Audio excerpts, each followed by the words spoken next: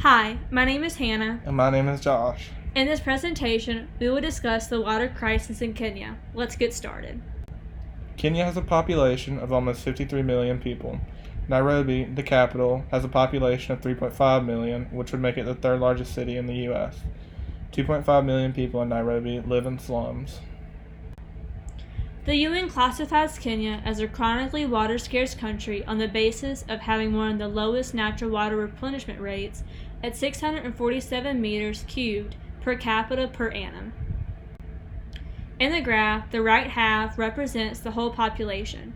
The left half of the graph splits the whole population into how many have access to safe water in yellow versus how many Kenyans do not have safe water, represented in red. Therefore, almost half of the population does not have access to safe water. Approximately 80% of hospital attendance in Kenya is due to preventable diseases, and about 50% of these illnesses are water, sanitation, and hygiene related. At the global level, about 1 billion people do not have access to safe water due to poverty, inequality, and government failure.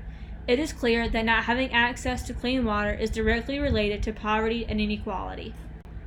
In Kenya, millions of families that rely on crops and livestock are threatened, and thousands of people die each year as a result of thirst and hunger, largely due to recurrent droughts.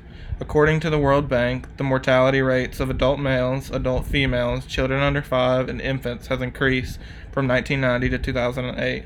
The lack of technology contributed to the deaths of many. The water, though scarce, could have been safer to drink and used to wash if it had been cleansed properly. However, it takes government power and money to ensure these processes are being done. Kenya has neither. Droughts are a normal part of Kenya's weather patterns. However, shorter rain seasons combined with longer drought seasons has led to the poor production of crops and the inability to raise livestock. Kenya has had several food shortages due to drought. The Mao forest in Kenya is being severely logged, though logging has slowed due to government regulation. Without trees being replanted, water runoff becomes more severe. Runoff water goes into streams after traveling across land, picking up pollution along the way. This can cause the spread of sickness and virus if the pollution gets into drinking and bathing water.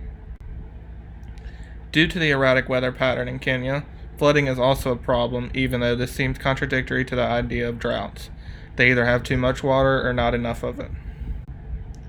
Kenya's government has mismanaged its water resources and land for many years. In 1974, the Kenyan government issued a plan to make all drinking water safe by 2000.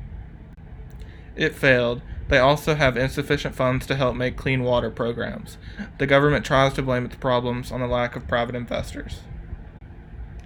People until recently were not educated in Kenya on how to safely use and collect water. Many people's bathrooms were too close to water resources. Using unclean water containers was also a factor in the problem of spread of disease. Animal waste is another problem, as runoff water would carry it into water resources. More people in one area causes access to water to be more difficult. The more people there are, the more unsanitary the surroundings become. Population in Kenya grew from 23 million in 1990 to 40 million in 2008. The Water and Environmental Sanitation Program aims to improve access in selected deprived informal settlements and slums. The initiative will increase access to social services, improve governance, mitigate the spread of HIV and AIDS, reduce the mortality rate of malaria, and will enhance efficient responses to disaster. This program and other initiatives powered by donations will result in increased utilization of safe drinking water, adequate sanitation, and safe hygiene practices. Even though this is a step towards resolution, it does not completely solve the chronic water scarcity in Kenya. These initiatives only target certain areas of North and South Kenya and the urban slum of Nairobi. If the projects in action are successful, hopefully more cities and slums are able to become happier and healthier by having fresh water and lower mortality rates due to improper sanitation.